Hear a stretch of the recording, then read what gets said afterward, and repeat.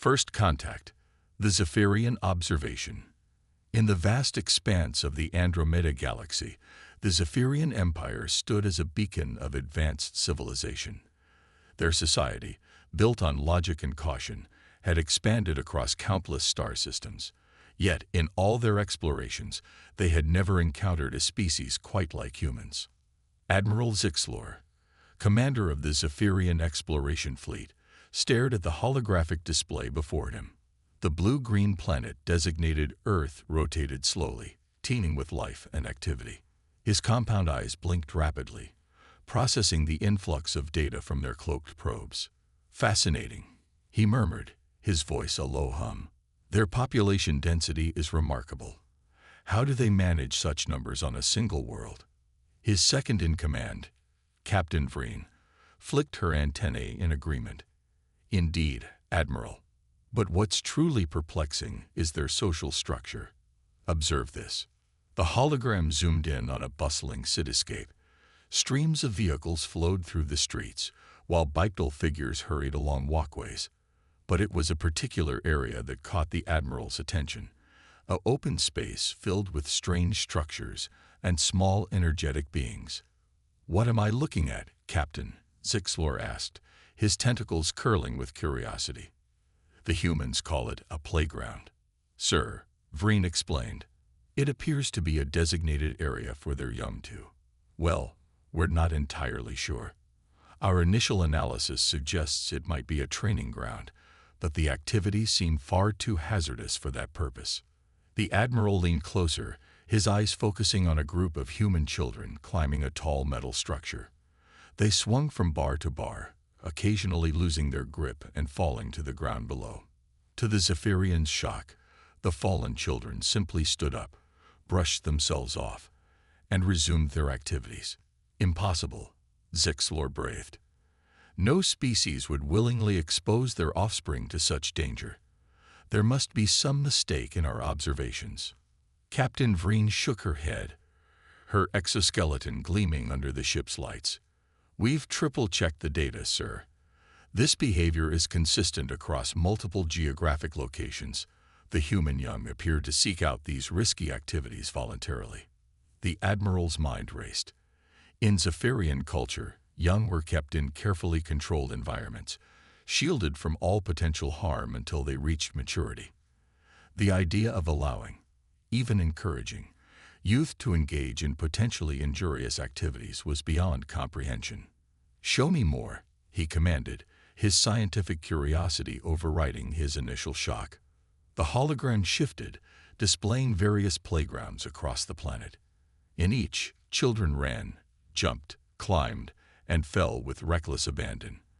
They spun on dizzying contraptions, hurled themselves down steep inclines, and engaged in mock battles with foam weapons.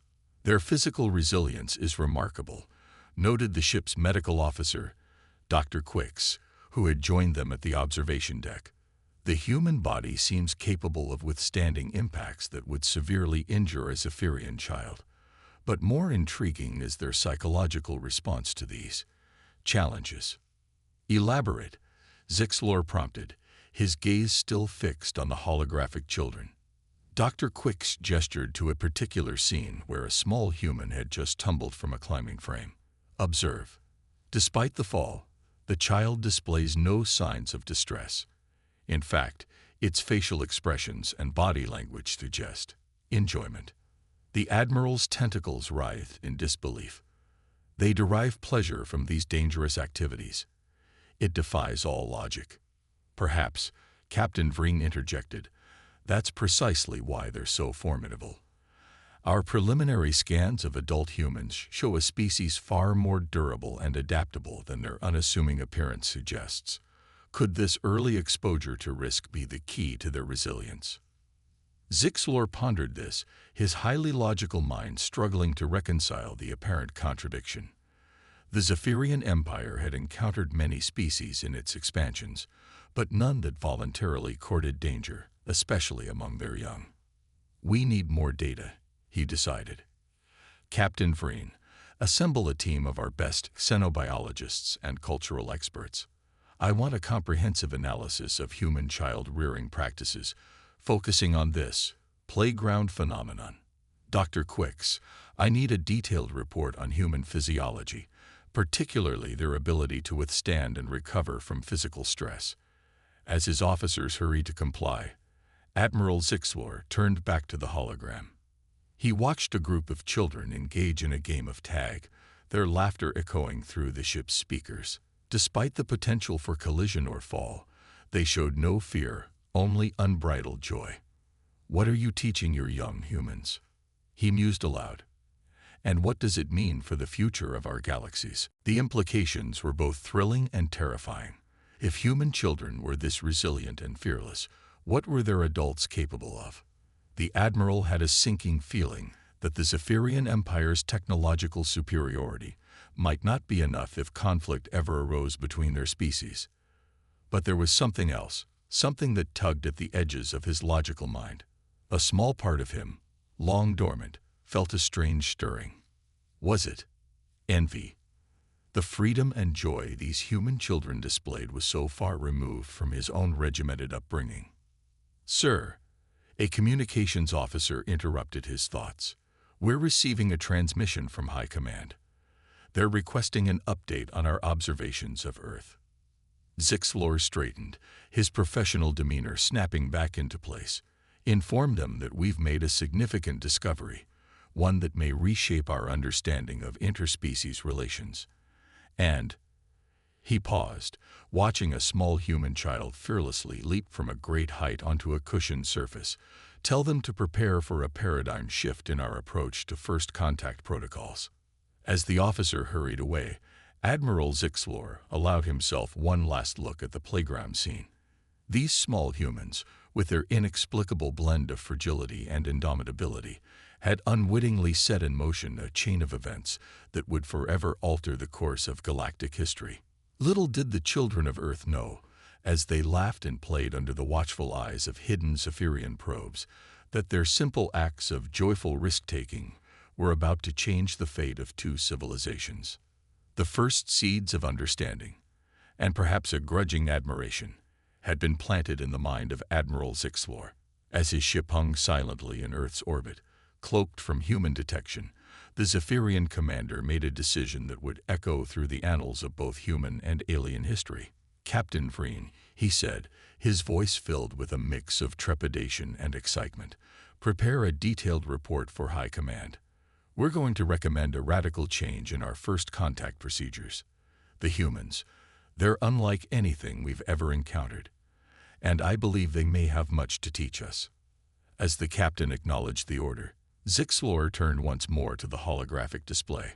The playground had emptied as night fell on that part of Earth, but the echoes of children's laughter seemed to linger in his mind. The galaxy, he realized, was about to become a far more interesting place. The playground paradigm, a general's dilemma. General Krastil of the Zephyrian High Command sat motionless, his normally vibrant scales dulled with shock. The report from Admiral Zixlor's expedition to Earth lay before him, its contents challenging everything he thought he knew about sentient species development. "This can't be accurate," he muttered, his third eye blinking rapidly in distress. "Volux, tell me this is some sort of elaborate joke." Volux, his trusted advisor, shook her head solemnly. "I'm afraid not, General. The data has been verified multiple times. The humans do indeed allow, even encourage, their young to engage in these risky behaviors." Krastil's tail lashed in agitation, nearly knocking over a nearby holographic projector. "But why? What possible evolutionary advantage could this serve?" "That's what makes it so fascinating," Volux replied, her own excitement barely contained. "According to our xenobiologists, this play behavior seems to be crucial to human physical and psychological development." The general activated the projector, and scenes from Earth's playgrounds flickered to life in the air before them.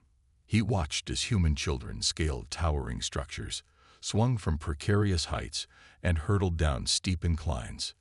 "Look at them," he marveled. "No safety protocols, minimal protective gear. It's as if they're deliberately courting injury." Volux nodded. yet observe their reactions when they do fall or collide. They simply get back up. Their resilience is remarkable. Krastil's mind raced. In all his years commanding the Zephyrian forces, he had never encountered a species that approached danger with such cavalier attitudes. The implications for military strategy alone were staggering. If their children are this fearless, he mused, what are their warriors like? That's the thing, sir, Volux interjected. From what we can gather, humans don't have a distinct warrior class like we do. Every adult human seems to possess this inherent resilience and adaptability. The general's scales rippled with disbelief. Impossible. No species can maintain that level of courage. Volux supplied. Or perhaps recklessness. The line seems blurred in human culture. Krastil fell silent, watching the holographic children at play. Their laughter echoed in the command center, a sound so foreign yet oddly compelling. He found himself drawn to their uninhibited joy, so different from the careful, measured existence of Zephyrian young. Tell me about these playgrounds, he requested, his voice softer now. Volux brought up a detailed schematic. They're purposefully designed environments, sir. Each element presents a different challenge. Climbing, balancing, swinging. The humans call it equipment, but to our eyes, it looks like a series of cleverly disguised obstacles and physical tests. A training ground, then. Krastil nodded, feeling on more familiar ground. Not exactly. Volux hesitated. While these activities do build strength, coordination, and problem-solving skills, their primary purpose seems to be fun. Fun, the general repeated, tasting the unfamiliar word. They risk injury for enjoyment. It appears so, and this behavior isn't limited to their young. Adult humans also engage in numerous recreational activities that we would consider highly dangerous. Mountain climbing, deep sea diving, even hurtling themselves out of aerial vehicles for the sheer thrill of it. Krastil's mind reeled. The strategic implications were enormous. How could the Zephyrian military, for all its technological superiority, hope to intimidate a species that voluntarily sought out danger? General, Volux said softly, interrupting his thoughts. There's more. Our cultural analysts believe this approach to risk might be key to the humans' rapid technological advancement. Explain, Krastil demanded, his full attention now on his advisor. Their willingness to take chances, to experiment without fear of failure. It's led to an unprecedented rate of innovation, where we might spend decades carefully considering every possible outcome before attempting something new. Humans simply try. They fail often, but they learn from each failure and try again. The general's tail curled thoughtfully. A double-edged sword, surely. Such recklessness must lead to numerous accidents, setbacks. Undoubtedly, Volux agreed, but the speed of their progress far outweighs the occasional setback. At their current rate of advancement, they could match or even surpass our technology within a few generations. Silence fell over the command center as the full weight of this realization sank in. The humans, with their strange playgrounds and even stranger approach to risk, represented both a threat and an opportunity unlike anything the Zephyrian Empire had ever faced. Krastil's gaze returned to the hologram, where a small human child was attempting to navigate a complex climbing structure. He watched as the child lost their grip, tumbling to the ground. For a moment, his heart clenched, expecting distress or injury. But to his amazement, the child simply laughed, picked themselves up, and started climbing again. Volux, he said slowly, an idea forming. What would happen if we introduced similar concepts to our own young? Not full human-style playgrounds, of course, but perhaps controlled risk-taking environments. His advisor's eyes widened. Sir, that would go against centuries of Zephyrian child-rearing tradition. The Council would never approve. Perhaps, Krastil mused, but can we afford not to consider it? If we remain static while the humans advance at this rate, He let the thought hang unfinished. Both of them knew the potential consequences all too well. Prepare a briefing for the High Council, the general decided. Include all the data on human play behavior and its potential links to their adaptability and technological progress. And Volux, yes, sir. Add a proposal for a pilot program. Nothing too radical. We're not going to start throwing our younglings off cliffs, but something that introduces the concept of calculated risk-taking into their development. Volux nodded, her own excitement growing. It will be controversial, sir. Undoubtedly, Krastil agreed, a wry smile playing across his scaled features. But then again, if we've learned anything from the humans, it's that a little controversy can lead to tremendous growth. As Volux hurried off to prepare the briefing, General Krastil turned back to the holographic playground. He watched the human children play, their fearless laughter echoing through the command center, and felt a strange mixture of apprehension and hope. The Zephyrian Empire stood at a crossroads. Their encounter with humanity had shaken the very foundations of their society. But as he observed the resilience and joy of these small humans, Krastil couldn't help but wonder if perhaps this challenge was exactly what his people needed. "Well, little ones," he murmured to the oblivious holographic children, "you've certainly given us a lot to think about. Let's see where this game of yours leads us." With a flick of his tail, he deactivated the hologram, plunging the command center into darkness. But the echoes of laughter lingered, a promise, or perhaps a warning, of the changes to come. Unraveling Human Resilience. The Alien Analysis.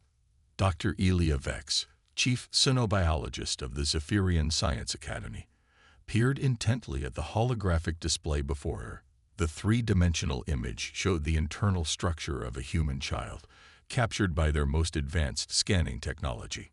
Her tentacles twitched with excitement as she manipulated the display, zooming in on various organs and systems. "Fascinating," she murmured, her voice a melodious hum. "Their bone density is remarkably high for their gravity level, and the rate of cellular regeneration, it's unprecedented." Her assistant, Zorn, nodded in agreement. "It's as if their entire physiology is designed for rapid recovery from minor injuries. But that's not even the most intriguing part, Doctor." Elia turned her multifaceted eyes toward Zorn. "Oh, do tell." Zorn brought up another display, this one showing brain scans of human children engaged in various playground activities. "Look at their neural activity during what they call play. The risk-taking behaviors we've observed trigger significant releases of neurotransmitters, dopamine, endorphins, and others we're still trying to identify. They're being chemically rewarded for taking risks," Elia realized, her scales shimmering with excitement. "It's hardwired into their biology." "Exactly," Zorn confirmed. "And it doesn't stop in childhood. Adult humans show similar neural responses to what they term extreme sports or other high-risk activities." Elia's mind raced with the implications. The Zephyrian approach to evolution had always been one of careful, incremental changes. Their own biology prioritized caution and longevity. But humans seemed to thrive on challenge and danger. "Show me the longitudinal data," she requested. "I want to see how this risk-taking behavior impacts their development over time." Zorn complied, and a new series of holograms sprang to life. They showed human children at various stages of growth, from infancy to adolescence. Alongside each image were detailed physiological and psychological profiles. "As you can see," Zorn explained, "the humans who engage in more frequent play and risk-taking behaviors show accelerated development in several key areas: improved motor skills, higher pain tolerance, enhanced problem-solving abilities, and most notably, increased emotional resilience." Elia studied the data, her scientific mind both thrilled and perplexed. "It's counterintuitive," she mused. "By exposing themselves to potential harm, they're actually becoming more robust, both physically and mentally." "Indeed," Zorn agreed. "And there's more. Our cultural analysts have found a strong correlation between this early risk-taking behavior and later success in various fields: science, leadership, entrepreneurship. It seems that learning to navigate physical risks translates into a greater willingness to take intellectual and social risks as well. The implications were staggering. Elia's tentacles curled and uncurled as she processed the information. "We've been approaching this all wrong," she realized. "We've been so focused on protecting our young, on minimizing all possible risks, that we've inadvertently stunted their growth." Zorn nodded solemnly. "The human model suggests that a certain amount of stress and challenge is not only beneficial but necessary for optimal development." Elia turned back to the holographic playground scene. She watched as a human child attempted to cross a series of suspended platforms, wobbling precariously. The child fell, landing on a softened surface below, but immediately got up and tried again. "Look at that determination," Elia marveled. "No fear, no hesitation. Just persistence." "It's not just physical, either," Zorn added. "Our observations show that human children use these playgrounds for complex social interactions as well. They learn to cooperate, to compete, to resolve conflicts, all within this seemingly chaotic environment." Elia's mind was already racing ahead, considering the potential applications of this knowledge. "We need to revise our entire approach to child development," she declared. "Not just for the sake of competing with humans, but for the betterment of our own species." Zorn looked nervous. "The Council won't like it. Our current methods are deeply ingrained in our culture. The Council will have to adapt," Elia said firmly. "Just as we're asking our children to do. We can't ignore this data simply because it challenges our preconceptions." She began pacing the lab, her tail swishing with nervous energy. "We'll start small. Controlled environments where we can introduce elements of calculated risk. Nothing as extreme as human playgrounds, of course, but enough to stimulate that same kind of growth and resilience." "And the parents?" Zorn asked. "How do we convince them to allow their children to face potential danger?" Elia paused, considering. "We show them this," she said, gesturing to the holographic displays. "We show them the long-term benefits, the potential for growth and advancement, and we remind them that our current path, while safe, may ultimately leave us vulnerable in a galaxy that's far more dynamic and unpredictable than we once believed." She turned back to the brain scans, studying the complex interplay of neural pathways and chemical reactions. "There's something beautiful about it, isn't there?" she mused. "This delicate balance between risk and reward, challenge and growth. The humans have stumbled upon a fundamental truth about life itself." Zorn nodded, caught up in his superior's enthusiasm. "It's almost poetic. Their playgrounds are a microcosm of their entire approach to existence." "Exactly," Elia agreed. "And that's what we need to capture. Not just the physical aspects, but the spirit of it. The joy, the curiosity, the sheer exhilaration of pushing beyond one's limits." She straightened, her decision made. "Prepare a comprehensive report for the Council. Include all our findings, but also draft proposals for pilot programs. We'll need to work closely with psychologists, educators, and safety experts to design environments that challenge our young without overwhelming them." "And if the Council resists?" Zorn asked. Elia's eyes gleamed with determination. "Then we'll do what the humans do. We'll pick ourselves up and try again. And again. And again. Until we succeed." As Zorn hurried off to begin compiling the report, Elia turned once more to the holographic playground. She watched the human children run, jump, climb, and fall, each failure followed by a renewed attempt, each success celebrated with unbridled joy. "Thank you, little ones," she murmured to the oblivious holograms. "You've taught us more than you could ever know." With a wave of her tentacle, she dismissed the hologram. But the image of those resilient, joyful human children remained imprinted in her mind. It was an image that would soon challenge the very foundations of Zephyrian society, sparking a revolution in how they approached not just child rearing, but life itself. As Elia began drafting her preliminary report, she couldn't help but feel a mix of excitement and trepidation. The path ahead would be fraught with challenges, resistance, and yes, risks. But for the first time in her long career, she found herself looking forward to those obstacles. After all, as the humans had shown them, sometimes the greatest growth comes from the greatest challenges. And the Zephyrian Empire was about to face its greatest challenge yet, learning to embrace the unknown, one playground at a time. The diplomat's child. An unexpected bridge.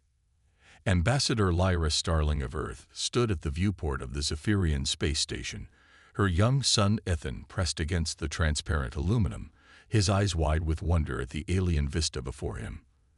The swirling gases of a nearby nebula painted the cosmos in hues of purple and gold, a sight that would have been breathtaking even to a jaded adult. To a 7-year-old boy, it was nothing short of magical. "Mom, look," Ethan exclaimed, his breath fogging the viewport. "It's like a giant space octopus." Lyra smiled, ruffling her son's hair. "It does look a bit like that, doesn't it? Remember what I told you about nebula?"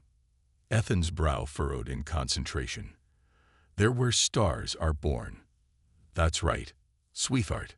Good memory." Their moment of shared wonder was interrupted by the soft chime of the station's communication system. "Ambassador Starling," a melodious Zephyrian voice announced, "the High Council is ready to receive you. Please proceed to the conference chamber." Lyra straightened, smoothing out her diplomatic uniform. This meeting was crucial, the first face-to-face discussion between human and Zephyrian leadership since first contact. The fate of interstellar relations could hinge on what transpired in the next few hours. She turned to her son, kneeling to meet his eyes. "Ethan, remember what we talked about. I need you to stay here in our quarters while I'm at the meeting. It's very important that you don't wander off." Ethan's face fell. "But Mom, I wanted to explore. We're on an alien space station." "I know, honey, and we will explore together later. But for now, I need you to be my brave, responsible boy. Can you do that for me?" Ethan nodded reluctantly. "Okay, Mom. I'll stay here." Lyra hugged him tightly, then stood and made her way to the door. She paused at the threshold, looking back at her son, who had already returned to the viewport. With a mix of pride and concern, she stepped out into the corridor, the door hissing shut behind her. Little did she know that her son's promise would last all of 15 minutes. Ethan Starling was many things: curious, adventurous, and perhaps a bit too clever for his own good. What he was not, however, was patient. After watching the nebula swirl for what felt like an eternity, but was, in reality, barely a quarter of an hour, he decided that a little exploration couldn't hurt. "Mom didn't say I couldn't look around a little," he reasoned to himself, conveniently ignoring the fact that this was precisely what she had forbidden. "I'll just take a quick peek and come right back." With the logic only a child could muster, Ethan approached the door. To his surprise and delight, it slid open at his approach. Clearly, the Zephyrians hadn't considered the need to child-proof their quarters. The corridor outside was a marvel of alien architecture. Smooth, iridescent walls curved overhead, dotted with bioluminescent patches that pulsed gently, providing soft illumination. Ethan stepped out, his eyes wide with wonder. "Wow," he breathed, running his hand along the wall. It was cool to the touch and seemed to hum faintly beneath his fingers. He began to walk, marveling at every new sight. Strange symbols glowed on panels at regular intervals. Zephyrian writing, he guessed. The air had a crisp, slightly sweet scent, unlike anything he'd experienced on Earth or the human ships. Ethan was so engrossed in his surroundings that he didn't notice the approaching sound of Zephyrian voices until it was too late. Panicking, he looked around for a place to hide. His eyes fell on a small alcove, barely visible in the curved wall. Without hesitation, he squeezed himself into the space. Moments later, two Zephyrians rounded the corner. Ethan held his breath, watching through the narrow opening of his hiding spot. The aliens were tall, at least 7 feet, with iridescent scales and long, sinuous tails. Their 3 eyes blinked independently as they conversed in their musical language. Ethan was fascinated. He'd seen images of Zephyrians before, of course, but never in person. They were so much more alive than he'd imagined. Their scales rippled with color as they spoke, expressing emotions beyond what their words could convey. As the Zephyrians passed his hiding spot, Ethan leaned forward, straining to get a better look. It was at that moment that his foot slipped, sending him tumbling out of the alcove and right into the path of the startled aliens. Time seemed to freeze. Ethan lay sprawled on the floor, looking up at the towering Zephyrians. Their eyes widened in surprise, all 6 of them focusing on the small human child who had quite literally fallen at their feet. Hi," Ethan managed, giving a weak wave. The Zephyrians exchanged glances, their scales flickering through a rapid series of colors. Then, to Ethan's surprise, one of them knelt down, bringing itself closer to his level. "Hello, small human," it said, its voice a melodious trill. "Are you lost?" Ethan blinked, surprised to hear the alien speaking English. I was just exploring," he admitted sheepishly. "I'm Ethan. My mom's the ambassador." Understanding dawned in the Zephyrian's eyes. Ambassador Starling's offspring. "I see." It turned to its companion, speaking rapidly in their native tongue. The other Zephyrian nodded and hurried off down the corridor.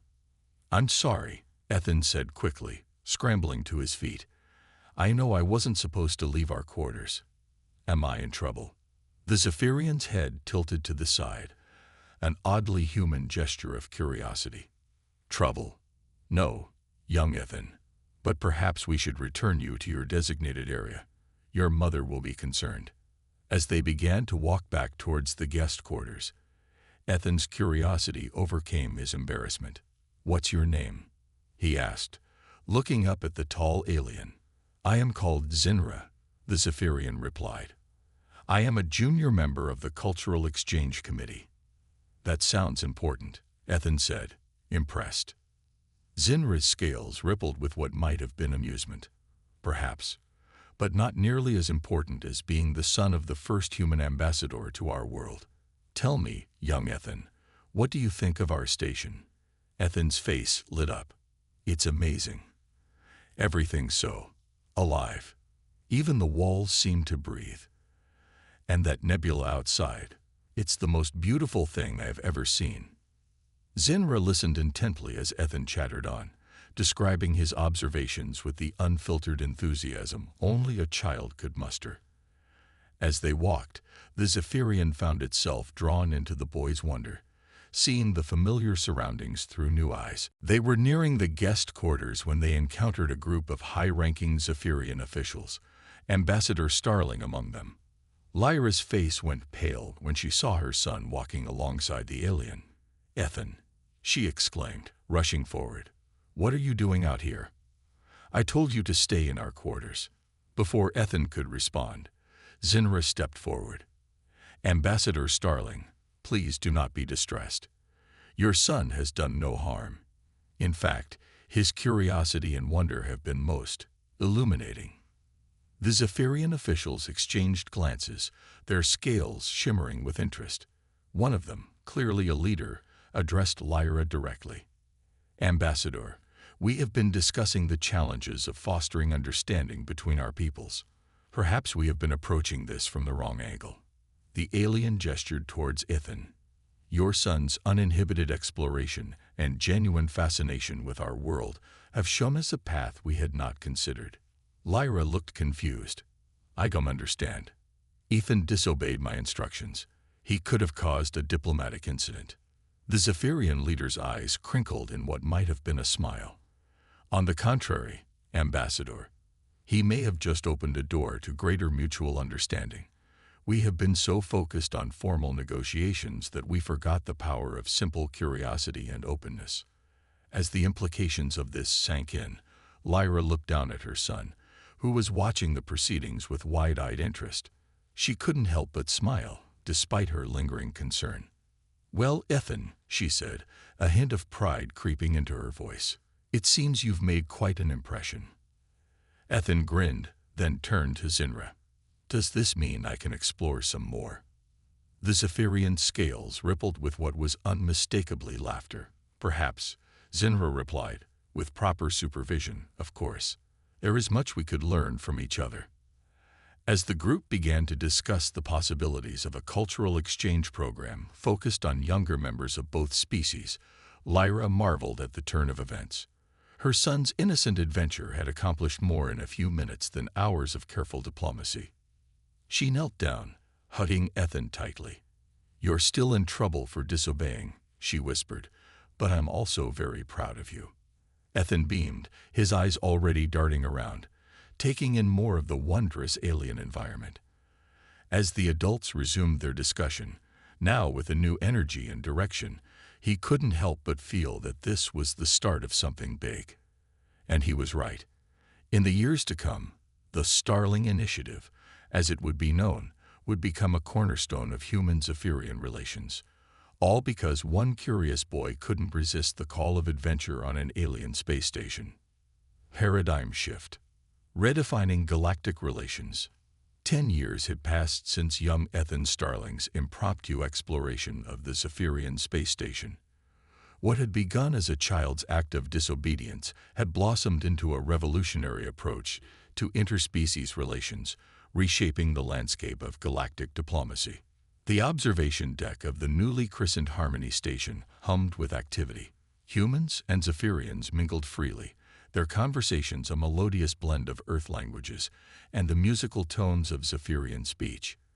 At the center of it all stood Ethan Starling, now a lanky 17-year-old, his eyes still bright with the same curiosity that had once led him to sneak out of his mother's quarters. "Can you believe it's been a decade?" Zinra asked, gliding up beside Ethan.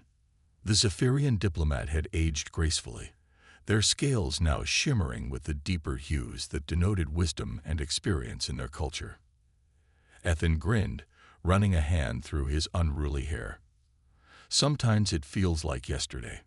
Other times, it's like we've always known each other." Their conversation was interrupted by the arrival of Ambassador Lyra Starling, now the senior human diplomat of the Zephyrian Empire. "There you are," she said, smiling at her son. "Are you ready for the ceremony?" Ethan nodded, a mix of excitement and nervousness fluttering in his stomach. Today marked the official launch of the Galactic Youth Exchange Program, an initiative that had grown from the seeds planted by his childhood adventure. As they made their way to the main auditorium, Ethan marveled at how much had changed. The station itself was a testament to the evolving relationship between humans and Zephyrians. Its design was a harmonious blend of human practicality and Zephyrian organic architecture, creating spaces that felt welcoming to both species.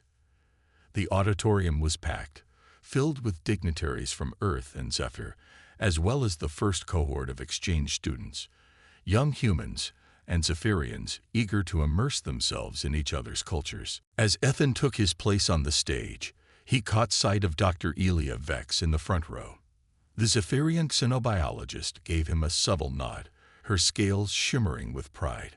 Her research on human resilience and adaptability had been instrumental in convincing the Zephyrian High Council to embrace a more open approach to interspecies relations.